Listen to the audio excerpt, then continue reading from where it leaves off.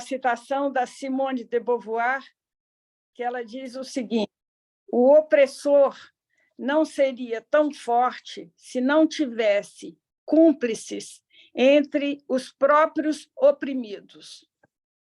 Por que eu peguei essa citação? Porque hoje eu vou falar de um livro, esse aqui, né, que vale a pena ser lido, que eu acabei de ler, que trata da posição da mulher na sociedade.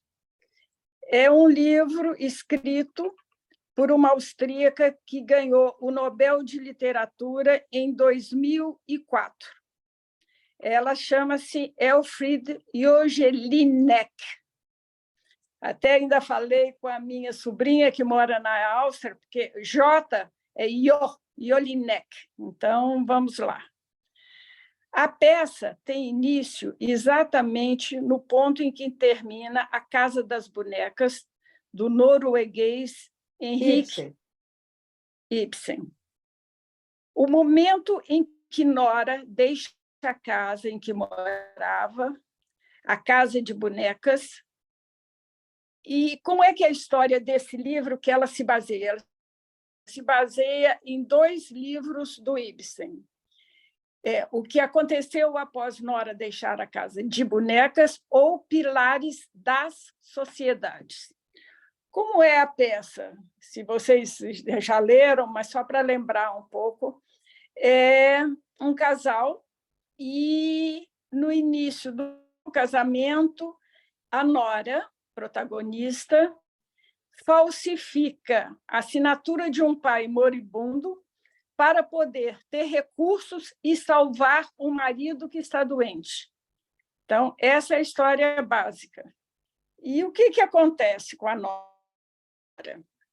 No momento em que Nora deixa a casa de bonecas, é o início do casamento, porque no início do casamento ela faz essa ação e fica sendo, todo o tempo da peça, sendo acusada de mentirosa, de hipócrita e criminosa pelo marido. E ela sustentando esse lugar, né, para manter a aparência de uma relação burguesa feliz. E aí se passam os anos, finalmente eles conseguem recuperar todos os documentos que pudessem levar a essa atitude ilegal de Nora. Nesse momento, Helmer, que é o marido, diz: eu perdoo você.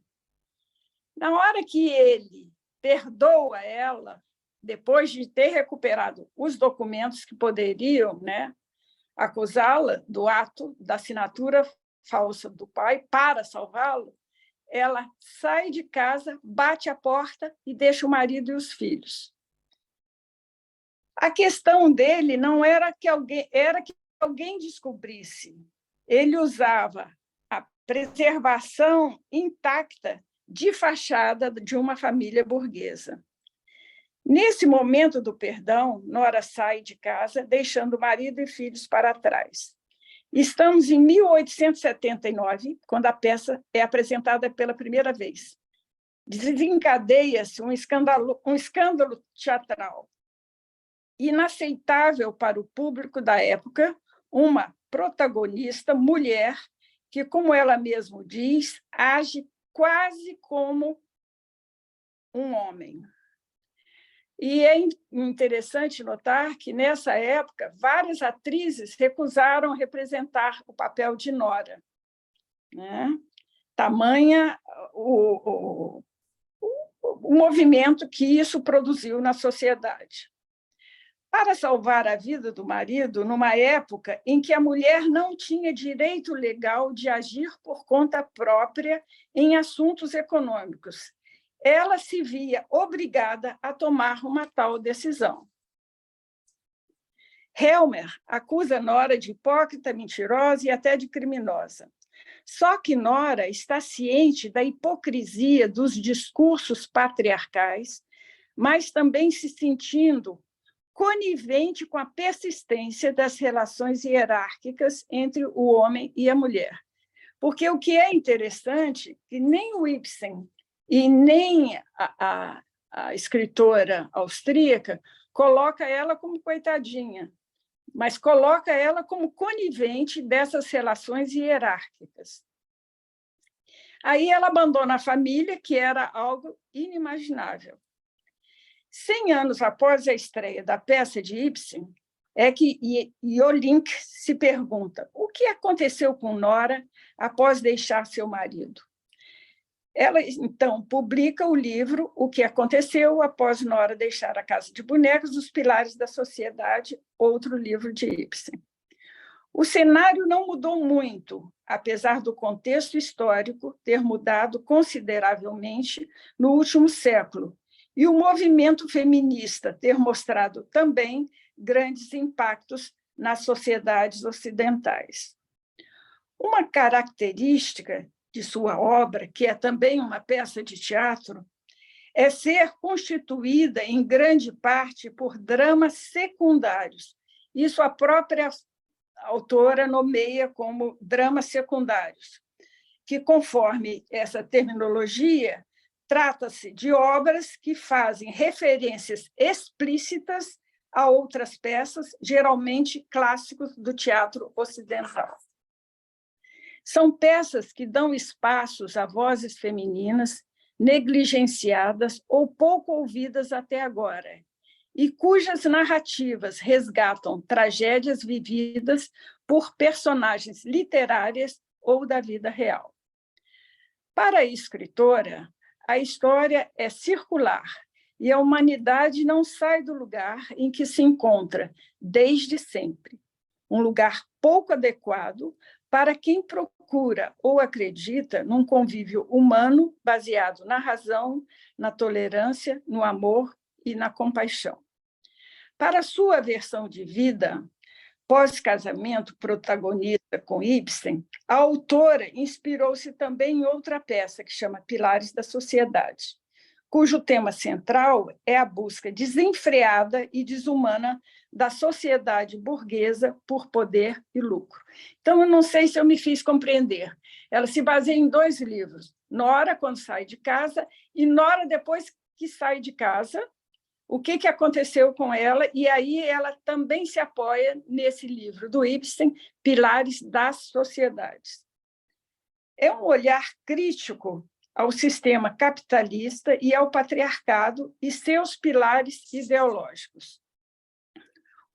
Segundo ela, a autora, o patriarcado sustenta o capitalismo e, por sua vez, contribui para a manutenção do patriarcado. E as mulheres, agora, não mais representam um elemento como potencial amenizador das relações cruéis e desumanas entre as figuras masculinas e femininas. E eu me lembro, quando eu estava na PUC, eu fiz um trabalho sobre casais, sobre velhice, e o termo que mais vinha, a gente aguenta, a gente aguenta. Então, nessa peça, agora, da que ganhou o Prêmio Nobel, a mulher não é mais amenizadora dessas relações cruéis. Na obra dela, os homens são geralmente... Os homens são geralmente... Na obra, os homens são geralmente culpados, mas as mulheres também não se salvam. Não são tratadas como vítima, mas muitas vezes colaboradoras ativas dessas relações tóxicas entre patriarcado e capitalismo. Na ocasião do anúncio do Nobel, o comitê responsável pelo prêmio expressou que a obra premiada se destacava pelo, citação, fluxo musical de vozes e contravozes, que revelam o absurdo e o poder convincente de clichês sociais com uma paixão linguística única. Isso são palavras do Comitê de Estocolmo. A própria autora afirma que não inventa nada, só reproduz o que já foi dito antes por outros. Esses outros podem ser poetas da antiguidade grega ou modernos famosos, filósofos ou dramaturgos, mas também políticos, slogan de propaganda, anúncios de TV e rádio. Então, tem uma ironia nesses clichês. Ela usa vários clichês que a gente está submetida sem perceber. O que ela procura é revelar a determinação do ser humano pelo ambiente social e discursivo para alcançar uma conscientização. Jelinek dialoga constantemente com a teoria freudiana. Não esqueçamos que ela, como Freud, são austríacos. E ela faz uso da teoria freudiana sobre as relações entre língua, inconsciente e a vida social. Em toda a sua obra,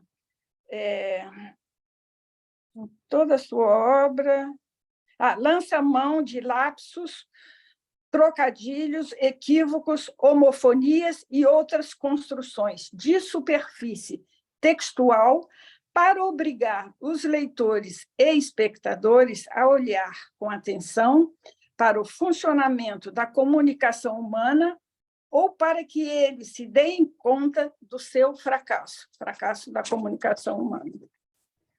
O próprio Ibsen negou qualquer intenção política. Citação do Ibsen, na época. Minha tarefa tem sido a descrição da humanidade, mas o mesmo não podemos dizer da Austria Jelinek. É isso aí. Agora podemos falar um pouco o que significa, porque outro dia a Cláudia também mandou um link para a gente ver como é, de São Paulo. Jorge Forbes. Forbes, e o entrevistador era o jornalista, sim, que ele falava... esqueci. Ele falava exatamente dessa referência que antes era vertical, do patriarcado, e que hoje essa referência ela é horizontal, o que confunde muito mais, né, as relações. Daí, a gente pensar como é que fica essa referência que, de certa forma, foi alterada e pluralizada, se a gente puder assim dizer. Mas ele afirma que ainda existe um patriarcado, é isso? Não. Jorge Forbes, quem? Não, o entrevistado. Que o entrevistado é o Jorge Forbes. O Jorge Forbes, que é entrevistado, que há um enfraquecimento do patriarcado. Forbes é o entrevistado. Porque a referência era de Estado, de chefe, paternalismo. Famílias. Patriarcal, e que hoje ela é horizontal. Eu não sei se ela é, de fato, horizontal. Você acha isso mesmo, Emília? É isso que eu fiquei me perguntando. Eu não sei. sei. O que ele chama de horizontal? Porque eu não sei se é horizontal, não. Nos países de terceiro mundo, o que a gente vê é a mulher ocupando esse lugar do pai, né? Ela sendo a dona, a provedora da família.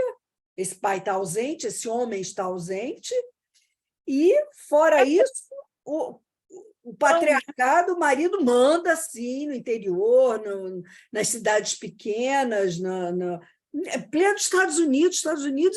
A matança ainda é gigantesca, tem feminicídio nos Estados Unidos, na Europa, não é só no Brasil, não. A gente trabalhou essa questão do feminicídio ano passado, é gigantesco lá fora também. Então, você acha que o patriarcado está em vigência? Eu acho. Ainda sim. Sim. Eu acho. Assim, não era Nós questão de estamos- achar. Eu acho Emília, que você está os fatos falando... mostram isso, né? Você está falando de uma classe A, onde o patriarcado já não funciona mais. Os nossos filhos, por exemplo, já não rola patriarcado, mas não. Mas isso eu estou falando de uma classe muito mais elitizada, estudada, né? Mas, fora isso, boneca, vai para as comunidades, patriarcado rolando solto. Mas como? E tem uma questão, Emília, que você colocou, que eu acho que é bem interessante, que você cita a Simone de Beauvoir, e é bacana, porque ela aponta para o fato de que é no meio dos oprimidos que existe também, né?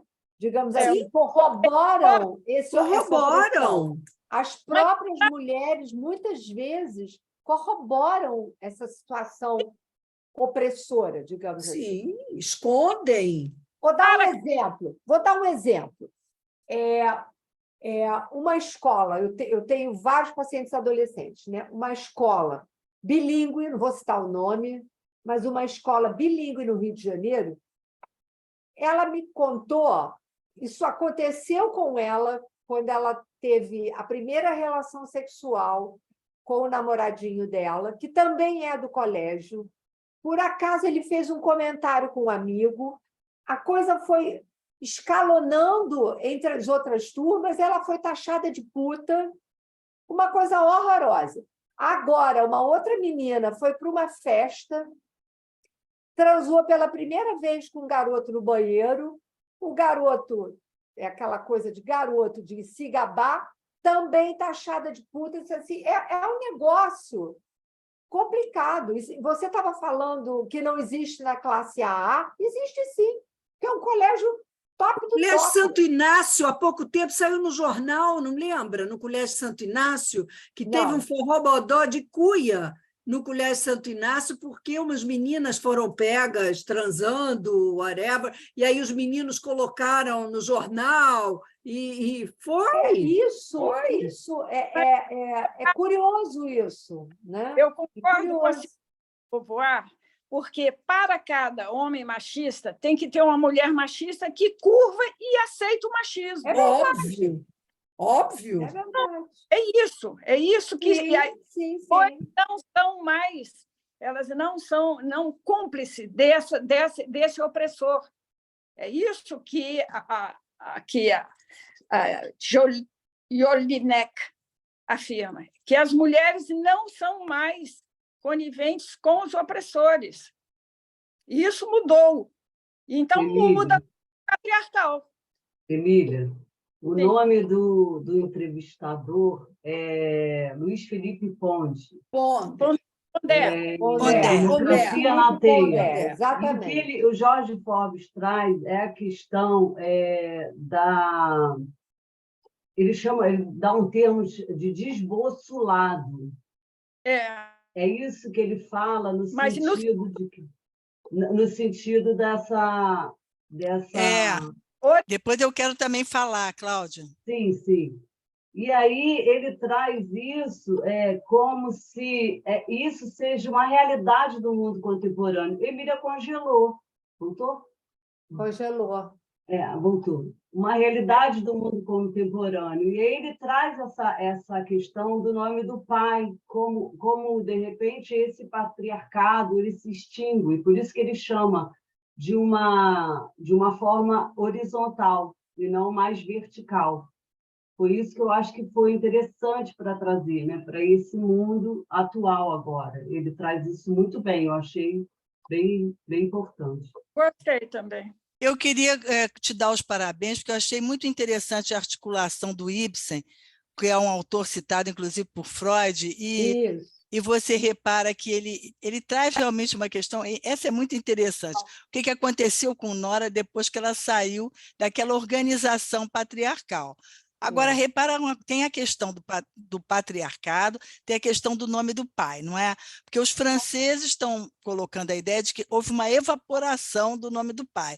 Então, com isso, se perdeu um certo se ganhou uma certa liberdade de expressão, mas se perdeu uma organização que nós tínhamos. Não é? Exato. Então, Então, ele chama de desbossolado, né? Que eu achei desbossolado. muito. Eu até gosto dessa expressão. Eu também. Agora, por exemplo,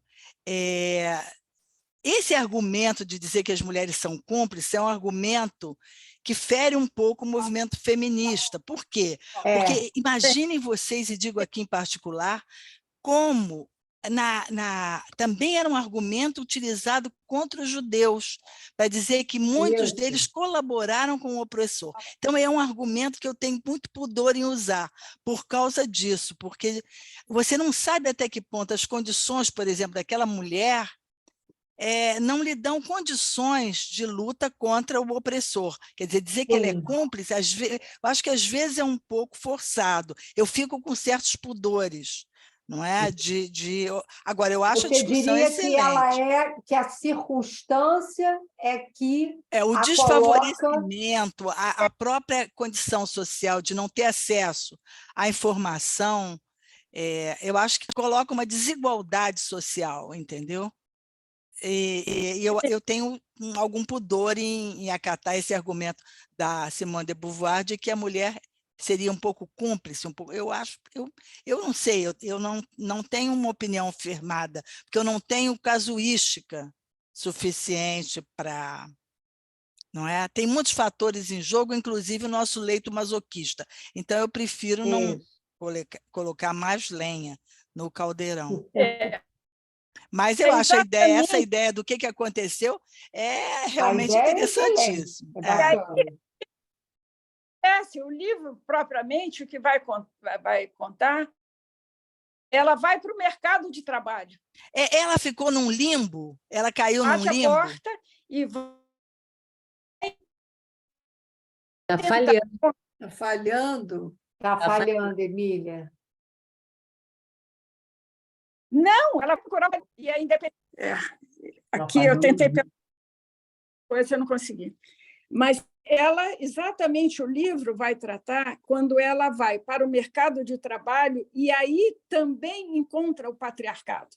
Aí também encontra, né, a questão do capitalismo e da posição inferior da mulher no mercado de trabalho.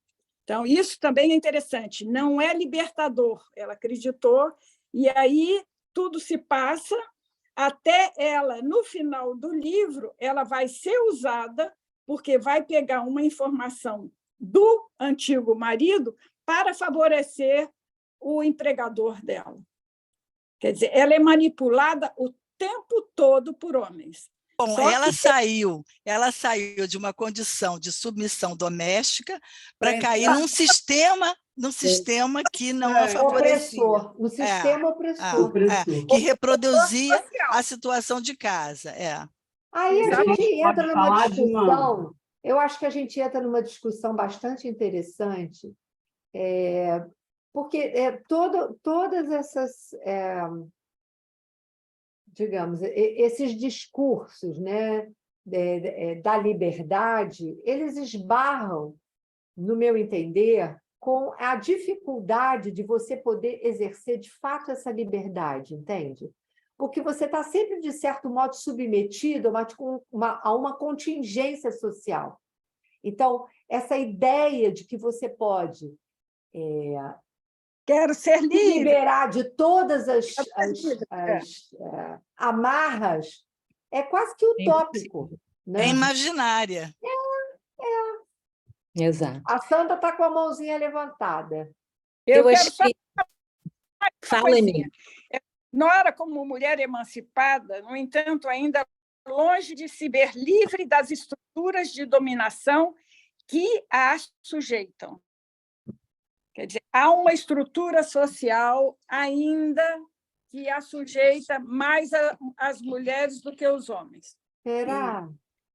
Eu fiquei pensando, esse final de semana eu estava lendo Didier Weil, naquele texto A Clínica Psicanalítica, e ele faz uma diferenciação do homem e da mulher que eu achei muito interessante. porque ele coloca assim, que se a gente, desde a infância, o menino, quando vê uma bola, ele nunca ninguém ensinou ele a jogar, mas ele enxerga a bola e ele chuta a bola. Ele separa o objeto dele e ele vai em busca da bola. Ele passa a vida inteira correndo atrás da bola. A mulher, o brinquedo equivalente para a mulher, pela questão da falta a ser do furo, que é uma característica feminina, é o pular corda. Ela se lança para o alto, ela se lança e cai, ela se lança e cai.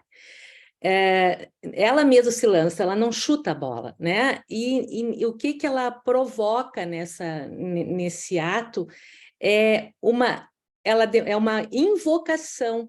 De alguma maneira, ela solicita uma invocação do outro, até porque ela precisa disso pela questão desse real do furo, né? Então, para a mulher é muito, pela estrutura, eu acho, suscetível a receber esses estigmas, até porque ela, de alguma maneira, demanda, e isso é infindável, é infinito, ela está sempre em busca disso, né?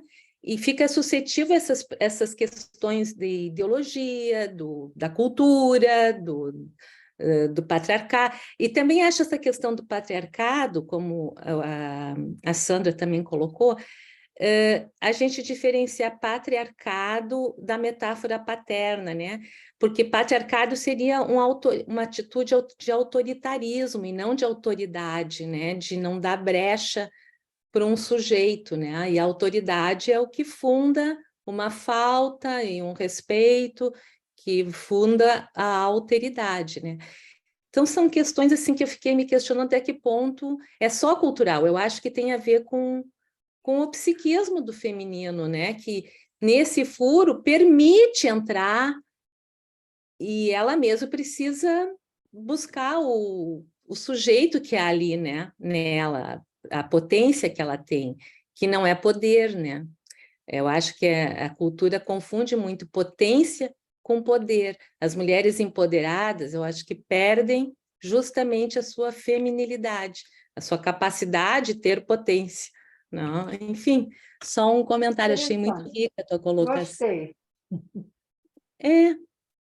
Eu acho que se presta a gente debater, se não é próprio da mulher, ela invoca um sentido para o que ela... E não que Freud já dizia, afinal, o que deseja uma mulher? Ela está sempre em busca. É infindável, verdade. é infinito, né? Agora, achei interessante que ela abandona na hora que ele diz que a perdoa. Pois é. Isso é insuportável para ela. Eu posso dar um palpite aí? Pode. Olha aqui, eu via só seguir o que vocês disseram aí. O Ibsen, né, que o Freud cita o Ibsen na situação de aqueles que fracassam ao triunfar, arruinados pelo êxito, e cita lá na biografia dele, no Arruinados pelo Êxito, ele cita o Rosmer's Home, né, da Rebecca Ganvik, que é o personagem, e depois ele fala, lá na autobiografia dele, ele fala do Inimigo do Povo, do Dr. Stockman, e a Nora fica assim pelo ar, né? Agora, eu diria o seguinte, a Nora é um texto em que a mulher casa de boneca, porque a Nora seria a boneca, né? É uma reviravolta essa colocação que ela faz no final, que vai embora, né? É uma mudança da posição da mulher, né? O Rosmer's Home, né? A Rebecca Ganvik, que aspirava, né, o Rosmer's, ela no final se mata, se não quer mais ele, o que ele coloca também como se fosse, claro que ele era um dramaturgo, né, irlandês, que fazia o teatro da época, né? Então, ela vai, no final, dizer que não quer, não vou entrar no mérito do texto, né? Mas vai dizer que não quer o Rosmer e vai lá morrer no mesmo lugar que morreu a mulher do Rosmer, né? O livro é interessantíssimo. E o livro que eu mais gosto, que é O Inimigo do Povo, do Dr. Stockman, que vai fazer aquela famosa pergunta: o que é que tem mais aí no mundo? Pessoas inteligentes ou imbecis? São as qualidades que ele coloca. E ele vai dizer imbecis, né? Então, só para situar que o Ibsen era um crítico social, na verdade, era um teatro de crítica social, né? E que, vejam vocês, né? É uma posição de luta constante, essa posição da mulher. Ela vai se qualificando. A Teresa falou aí dos adolescentes dela. 4 dias atrás, um garoto que eu atendo lá, ele fez agora 18 anos, uns 2 meses atrás, é filho de um camarada que todo mundo aí conhece e tal, entupido de dinheiro até a alma, né? Ele usou uma expressão assim, né? Ele transou com a moça também no banheiro, não sei o quê, já é a 2ª ou 3ª que ele transa, pelo facilitário, pelo dinheiro, pelo que produz. E é uma coisa curiosíssima, eu não quero entrar em detalhes para não identificar minimamente a pessoa. Mas ele disse, aquilo, rapaz, é para comer no banheiro, ela é muito feia, não dá nem para sair com ela depois do banheiro, né? Uma depreciação de um menino, de um adolescente de 18 anos, fazendo sobre uma moça. E os outros da turma dele são equivalentes. Ele é de um colégio bastante conhecido aí no Rio de Janeiro, né? Uma posição bastante complicada, né? Quando eu escrevi aquele livro sobre adolescentes, um daqueles pacientes ali era o seguinte: a moça casou com o camarada, ela fez uma casa na mesma puxada lá da mãe, ali na Rocinha, não sei o quê. Bom, o marido vivia de porre, bebia, fazia, dava surra nela, não sei o quê. Pô. Ela teve que se mudar para a casa da mãe, que é no mesmo terreno, mas ele continuava com autoridade sobre ela. Você dizia, não, mas ela consentia, como até poderia ser. Não, ela não tinha saída, porque se ela não tinha recurso também para sustentar os 3, 4 filhos, então dependia também do dinheiro dele. Também não é em comunidade carente, assim, o pessoal de menos recursos, às vezes não pode se safar da situação aí do domínio do homem sobre ela, até por questão financeira, né? Eu só para terminar, eu perguntei àquele bandido, todo mundo sabe que eu conheço, perguntei a ele, Ailton, vem cá, na sua área, né, você não quer mais nada com aquela mulher, ela pode namorar outro homem? Resposta para ele, na minha área, não.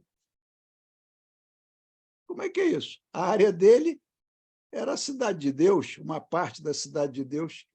Na minha área, não. E a moça teve que se mudar. Então, eu acho que essa questão é permanente, sei lá até quando vai, né? Mas uma permanente tentativa da mulher de encontrar uma posição, digamos assim, em que ela não fique tão prisioneira assim do homem. Mas vocês vejam, aí citaram aí, saiu no outro dia no jornal, a quantidade de feminicídios. Mas que problema é esse desses homens com essas mulheres? Né? Exatamente. Vocês é que podem dizer. Me surpreende entre adolescentes que eu atendo é que elas não podem namorar com um ex-namorado de 10 anos antes de uma amiga. Isso. Onde é que ela isso mesmo. Onde é que vai encontrar namorado? É entre os amigos? Então, não pode. Isso é lei fechada. Não pode. Namorou há 10 anos antes, ela não pode namorar com o ex-namorado da amiga. Isso é uma lei sagrada entre os jovens hoje. E, no entanto, é permitido transar. Ainda bem que, no meu tempo, a gente podia namorar desde todo mundo. Mas é interessante. E o que é interessante também é exatamente ela fazer o uso no teatro, né, de conceitos do Freud, de linguística, de chavões, né, clichês, como a gente diz, sociais, que você fica submersa nisso sem pensar, sem essa conscientização que ela busca, porque o Ibsen não tinha nenhum enfoque político. Ela tem. Né? Ela acha que a coisa não mudou muito e será que vai mudar algum dia? Porque gente, eu entrando... Vamos tentar ouvir alguém que esteja por aí? Tem um monte de gente por aqui. Apresentem-se, gente. Por exemplo, no elevador, eu entrando, o pessoal ali do terceiro andar, que é uma agência importante, 2 pessoas, uma senhora e um senhor, e dizendo assim, pois é, porque o menino estava falando, eu estou com ela, é bonitinha, mas será que eu não consigo uma melhor? Quer dizer, o que é isso? Diz né? o Bauman que são os amores líquidos. Você não fica suficientemente preso para poder não perder oportunidades que virá. Esse é o laço no amor líquido. Sim, mas vocês não escutam machismo nessas falas dos rapazes? Muito. Ah, bom. Muito. Então, isso é ouvido no elevador do consultório. Né? Ah, ela é boazinha, mas será que eu não consigo uma melhor? Quer dizer, que isso? Né? Eu acho isso a expressão do cotidiano. Do nosso cotidiano. Você não se fixa, você não se prende muito para não perder. O medo de perder o que vem. Exatamente. O medo de perder é maior que qualquer outra coisa. Por quê? Porque a gente vive numa sociedade dos excessos, uma sociedade que quer só ganhar, não quer perder nada. E quer eliminar a perda. Nem a juventude. Não quer envelhecer. Desejo, né? Sem saber perder, não há desejo. A gente sabe disso. E aí tem depressão para caramba. Muito, muito. Mas se você parar para pensar nas gerações passadas, em que não tinha essa coisa líquida que se esvaía, os casais ficavam juntos anos a fio, se odiando e ficavam juntos. Os laços não se desfaziam e as depressões e os ódios estavam ali. Mas não era de forma epidêmica. Eu também acho esse ponto. Realmente você tinha depressão. Freud fala, eu peguei no século passado, observando, porém não era na proporção epidêmica. Aí que caracteriza a clínica do nosso tempo. Tem Mariana querendo também... Fala, Mariana. Fala, Mariana. Oi, boa noite. Boa noite. Vocês estavam falando sobre o patriarcado, né? Eu trabalho no Ministério Público em São Gonçalo. São Gonçalo é uma cidade aqui, né? Mais interior, quer dizer, é bem interior, né? Apesar de ser pertinho do Rio, pertinho de Niterói, é bem interior ainda. E a quantidade de casos de violência doméstica é assim, uma coisa impressionante. É impressionante. Esse mês, meu chefe está acumulando a promotoria de violência doméstica e abriu vista de uma semana de 2.000 processos para o Ministério Público se manifestar de violência doméstica. Abriu vista de uma vez só de 2.000 processos de violência doméstica para o Ministério Público se manifestar. Então, assim, é uma coisa absurda o como existe ainda essa questão do patriarcado, né? E como é um tema que me interessa, eu já trabalhei também nessa promotoria de violência doméstica, eu sigo uma página no Instagram, o nome da página é Mas Ele Nunca Me Bateu, que são várias mulheres que dão testemunhos sobre violência doméstica, e tem coisas absurdas, não só de violência física, mas principalmente violência psicológica, né? Verbal. Do quanto esses homens ainda anulam as mulheres, não permitem que elas trabalhem, que elas estudem, que elas convivam com a família, que tenham amigos, que vá à academia, qualquer coisa. Eles anulam elas ainda hoje de tal maneira que elas param de viver. Elas ficam só trancadas em casa. E mesmo com esse mundo globalizado, com a internet, com acesso a tanta informação como nós temos hoje, eles ainda fazem isso. Beirando o sequestro, né? Isso, o cárcere privado, é uma espécie espécie de cárcere privado. E só para ilustrar que não é só nos mais pobres, tem uma história que é famosa aqui em Niterói, não sei nem o nome das pessoas, mas essa história ficou conhecida, que um caso entre uma juíza e um delegado, ou um juiz e uma delegada, não sei ao certo, casados, que ela sofria violência doméstica, e ela foi à delegacia, foi uma fofocada aqui em Niterói, porque Niterói é uma província, né? Então, uma fofocada danada. Então, quer dizer, pessoas com instrução, com dinheiro, e ainda assim há esse tipo de coisa. Era só isso, era só para ilustrar, só para falar um pouquinho da minha experiência. Obrigada pela sua Obrigada. colaboração. Muito bom, Mariana. Porque eu acho que isso é uma resposta também, tem uma certa excentricidade aí, né? Como se esse homem muito violento, ele responde, às vezes, a uma certa imposição sobre o que está acontecendo. Parece que com a liberdade da mulher, o homem se potencializa, né? Então, fica uma excentricidade. Esse homem muito potencializado e esse homem que pode ser fragilizado por uma mulher, né? E aí eu acho bacana porque falaram dessa entrevista também sobre essa questão do ponto de ancoragem. Eu acho que falta isso, né?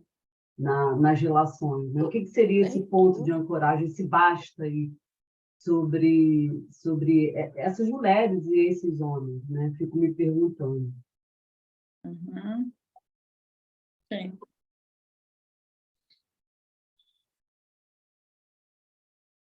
Mas será? O que será que está sendo chamado de ponto de ancoragem? Né? O que seria um ponto de ancoragem? Eu acho que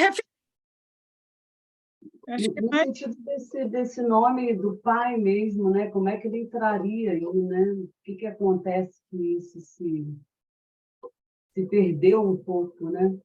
E aí lembrei de um caso até que é comentado que nessa entrevista também, que o pai que o filho se surpreende que o pai bate a porta e vai embora. E aí ele fala assim, mas como é que o meu pai pôde ir embora, né? Quem tinha que ir embora era eu, né? Eu achei bem interessante essa inversão aí, né? Sobre esse valor aí, né? Onde tá esse ponto, né? Fica meio vago, meio perdido, né? Mas, assim, pensando aqui, refletindo sobre o que você está dizendo, Cláudia, toda a lógica da função paterna, ela, nesse momento, na nossa contemporaneidade, eu acho que ela está muito chacoalhada, né? Até por conta... Eu acho que não dá para a gente responsabilizar só um segmento. O mundo contemporâneo não comporta mais essas relações tão dissimétricas, né? Na família. Por quê? Estou falando dissimétricas no sentido da mulher com o homem, dos pais com os filhos, porque há uma exigência, né, geral de comparecimento de todos na ordem da produção. Então, os pais têm que produzir tudo que vocês possam imaginar, os filhos têm que produzir. Então, de certo modo, isso eu estou pensando agora, talvez a gente tenha que refletir nessa perda das trocas simbólicas efetivamente em todos os níveis. E isso talvez seja a razão maior, né, dessa perda da distinção dos lugares, entende? Tudo ficou mais ou menos no mesmo nível, igualado. Por quê? Porque todos têm que produzir, cada um dentro de um segmento, mas é exigido que todos produzam. E, sob esse aspecto, todos ficam iguais. Não há disparidade subjetiva. Não sei o que vocês pensam. É exatamente isso que ela diz. Patriarcado e Oh, meu Deus. Capitalismo. É o que você falou, produzir, produzir, produzir. É patriarcado e capitalismo. Fora a oferta, A Márcia né? quer falar. A oferta A também, Márcia né? e o Felipe. Fala, Márcia. Então, estou na fila, né? Vamos lá. Eu achei muito interessante essa discussão, né? Quanto a isso que se pode produzir. Fiquei pensando aqui, e lá no começo da exposição da Emília, ela vai falar de uma assinatura, né? De um nome. E isso é articulado de alguma forma à morte, né? Se eu escutei assim, o começo, né, da exposição dela, algo desse nome, disso que fica marcado, de certa forma, está articulado à morte. É isso, Emília? Me diga. Não estou alcançando muito bem o que você, a relação que Quando você fala da assinatura, não? Sim. Logo no comecinho da discussão da Casa de Bonecas. E que ela falsifica a assinatura do pai. Então, tem algo aí, né, que se articula com a morte, né? Algo de um nome. Fiquei pensando sobre isso, né? Porque, de certo modo, eu penso que atualmente esse nome se apaga, né? A gente não acredita mais, né? Ou não valoriza mais essa assinatura, essa impressão, né? A gente tem a assinatura digital, por exemplo, que é um outro recurso, né? Me chamou a atenção logo quando você começa a tratar, né? da peça, enfim. Né? Porque no século XIX, a mulher não podia fazer nenhuma operação, não tinha independência e nem autoria para fazer nenhuma transação econômica. Então, ela usa o nome do pai, a assinatura do pai moribundo, para fazer como se fosse para o pai, para salvar o marido. Quer dizer, essa mulher está aí amarrada à assinatura do pai, a esse marido, a salvação... esfera masculina, em última instância, ela está submetida à esfera masculina. Mas e atualmente isso se desfaz, né? Se esgarça. Né? De alguma forma, isso já perde. E aí eu agi como um homem, ela diz. Eu agi como se fosse um homem. E, atualmente, isso quase que não tem importância, porque, né, as assinaturas já não têm o peso que já tiveram em outros tempos. Né? Fiquei pensando sobre isso, nesse processo da desumanização. Né? Quanto vale a assinatura, quanto vale a palavra, quanto vale o nome, o que isso pode trazer de consequências. Né? Quando a gente vai fazer a assinatura digital, por exemplo, é um garrancho, né? Uma coisa estranha, uma coisa que não é a nossa assinatura, aquilo é criado ali. Né? Não se reconhece naquela assinatura, né? E o que de consequências a gente pode pensar para o sujeito, né? E um outro aspecto que eu pensei aqui, que eu tomei nota, é esse perdão, né? Que a Cecília, acho que comentou, né? O perdoar. Né? Se a gente vai na etimologia da palavra perdoar, né? A gente pode pensar no perdonare, né? De dar alguma coisa além. O que é isso, dar alguma coisa além, que a gente pode pensar? É uma elaboração, é uma construção. Né? Então, se isso está extirpado da sociedade, né? Eu não perdoo de jeito nenhum, eu perdoo, mas não esqueço, não tem que esquecer nada. Perdoar é uma outra história, esquecer é memória. Perdoar é fazer algo para além daquilo, ir para frente, né? Construir. Então, o que é isso, né, na contemporaneidade? O que a gente pode, enquanto analista, né, recortar do discurso para colocar esse sujeito a trabalho, né, trabalhando, para construir algo, enfim, para frente. Né? O perdonar é isso, é dar algo para frente. claro que ficou muito caricatura, né? Caricaturado na vigência do discurso religioso, do que seja, enfim. E fica meio que apagado o sentido realmente da palavra, né? Então, enfim, são elementos que eu queria trazer. Agora, tem uma outra questão que eu passei... Olha, o Felipe gostaria de fazer um comentário, já está com a mão levantada, só para completar. Emudecer aqui. Oi, Márcia, tudo bom? Que bom seria, né, a gente ter esse controle sobre a memória, ia ser fantástico. Eu fiquei pensando, Tereza, no que você falou sobre igualdade, né? Eu penso muito sobre equidade, assim, né? Não necessariamente igualdade. Hoje eu penso num deslocamento para essa ideologia de uma equidade ou de uma utopia, né? Mas assim a nível de efeito de representação dentro de uma dinâmica familiar, dentro de uma relação amorosa, né? Enfim. E aí eu fico pensando isso porque estava falando de violência doméstica, né?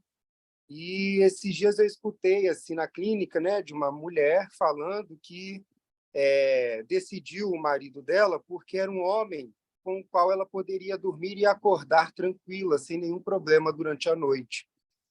E, enfim, e de relatos também, né, de muitas mulheres casadas e que sofrem violência sexual de seus esposos, né, por uma certa obrigação de ter que manter uma relação sexual, porque, a princípio, por estar casado, esse consentimento está sempre dado.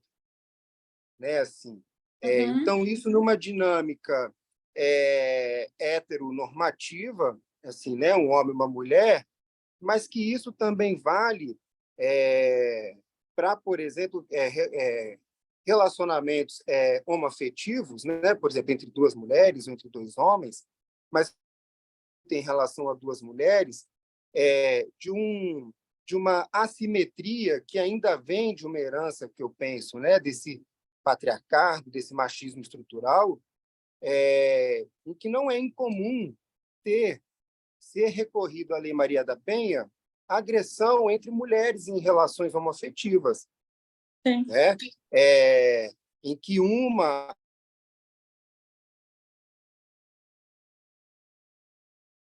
O que houve? Mas muito bem lembrado, né? Eu também já acompanhei. Eu também. São posições. Agora, o que eu não quero deixar passar batido é que é interessante que ganhe prêmio Nobel uma obra que é baseada inteiramente numa outra, em duas obras. Quer dizer, porque a gente sabe hoje a questão da autoria, né? Se você põe aspas, se você não põe aspas, o que você sabe é resultado de todo um cabedal de saber que foi armazenado, e uma obra que começa e referida ao tempo explicitamente a duas obras clássicas, isso também é novo. Isso também é novo. A gente que gosta de literatura, né, explicitamente baseado em duas obras do Ibsen. E ganha o Nobel, porque ninguém está lendo. E justifica o porquê dela ganhar, né, no discurso lá, na eleição dela. Então, também das citações, da rigidez, a gente sabe academicamente como isso é rígido, né? Quando você faz um trabalho de colocar as referências. Às vezes nem é plágio, mas como é que fica? Isso aí é como a lei dos 7 compassos, né? Sim. Musicais, sim. Até porque ninguém, depois de Homero, todo mundo repetiu. Exatamente. Dizem até que depois dele tudo é pé de página. Porque tem um se baseando no outro e tal. Então, assim, nesse caso... Nota de pé de página. Nada foi criado depois dele. Né? Mas é interessante coisa escrachada, assim, né? Ok. Acho que ficamos por aqui, né? Eu acho que estamos terminando aqui a Eu acho. discussão. Felipe ótimo. voltou. Ah, ótimo, vamos deixar que ele conclua. Foi muito boa a sua colocação. Essa Foi posição sim. feminina de obrigatoriedade, supremacia. A última, só mais uma coisa, que era uma brincadeira com uma coisa que a Sandra falou. Eu nunca gostei de bola, sempre gostei de pular corda, Sandra. Que ótimo, viva a diferença. Desde criança. Ótimo. Ótimo. Obrigada, Emília. Boa noite. Olha, até Muito sábado. bom, Emília, Até excelente. sábado, hein? Boa noite, até Até. sábado, Sandra. Beijo, até Boa sábado. noite. Beijo. Tchau, tchau. Beijo.